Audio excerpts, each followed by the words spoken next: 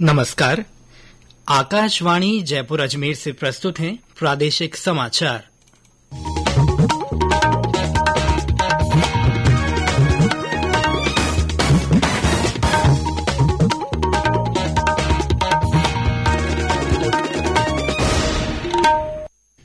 मुख्य समाचार। लोकसभा में ब्रिटिश काल के 3 कानूनों को बदलने के लिए भारतीय न्याय संहिता, भारतीय नागरिक सुरक्षा संहिता और भारतीय साक्ष्य विधेयक पेश किए गए। संसद ने केंद्रीय वस्तु और सेवा कर विधेयक 2023 और एकीकृत वस्तु और सेवा कर विधेयक 2023 पारित किया। लोक कलाकार प्रोत्साहन योजना 2023 का हुआ शुभारंभ। लोक कला और कलाकारों को मिलेगा संबल। और मेरी माटी मेरा देश अभियान के तहत प्रदेश भर में आयोजित किए जा रहे हैं विभिन्न कार्यक्रम।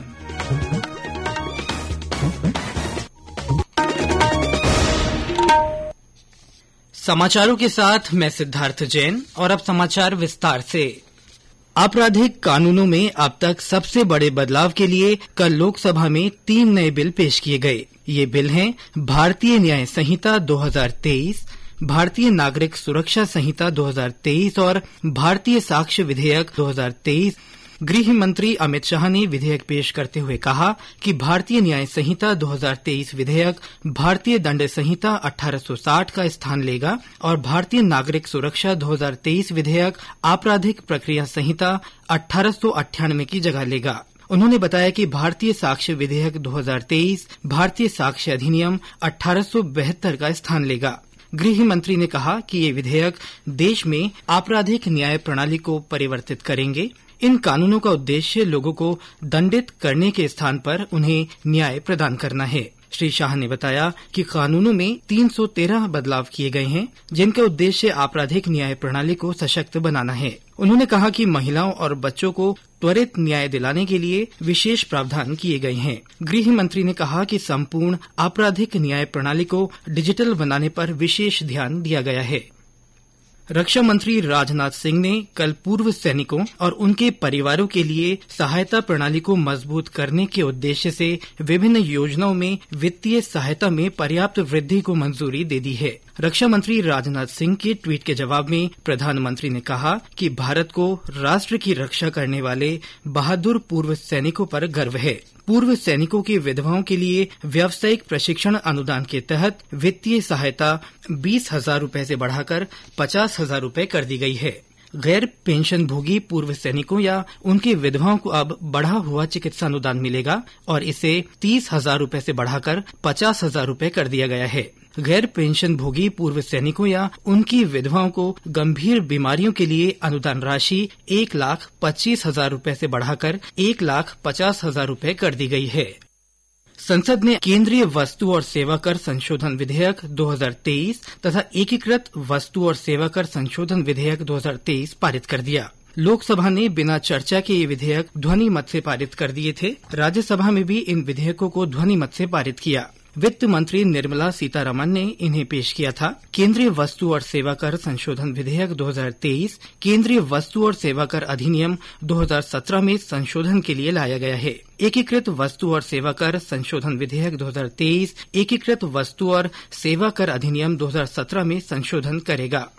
रेल मंत्रालय देश भर के रेलवे स्टेशनों पर प्रधानमंत्री भारतीय जनऔषधि केंद्र स्थापित करेगा। इसका उद्देश्य सभी को किफायती मूल्य पर गुणवत्तापूर्ण दवाएं उपलब्ध कराना है। मंत्रालय ने परियोजना की शुरुआत में 50 स्टेशनों की पहचान की है। इससे यात्रियों और आगंतुकों को रेलवे स्टेशनों पर आसानी से जन औषधि उत्पाद मिल सकेंगे।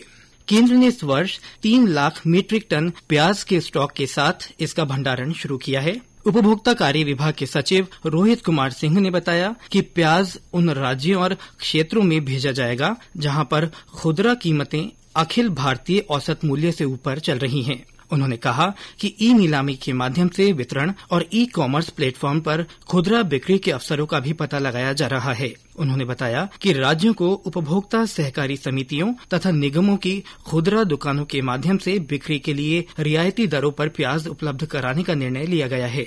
ये समाचार आकाशवाणी जयपुर अजमेर से प्रसारित किए जा रहे हैं।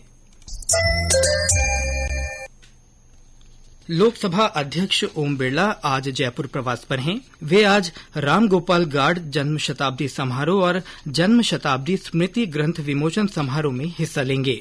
वे राजस्थान हॉलमार्किंग वेलफेयर एसोसिएशन सम्मान और अभिनंदन समारोह सहित कई कार्यक्रमों में शामिल होंगे। आज भारतीय अंतरिक्ष अनुसंधान कार्यक्रम के जनक और संस्थापक पद्म विभूषण डॉक्टर विक्रम साराभाई की जयंती है। इस मौके पर लोकसभा अध्यक्ष ओम बिरला ने ट्वीट कर उन्हें नमन किया है। श्री बिरला ने कहा कि अंतरिक्ष विज्ञान में उनकी अद्वितीय उपलब्धियों से लेकर महत्वाकांक्षी चंद्रयान मिशन तक हर प्रोजेक्ट में उनकी दूरदर्शी सोच ही हमारे वैज्ञानिकों की प्रेरणा का स्रोत रही है और आगे भी रहेगी।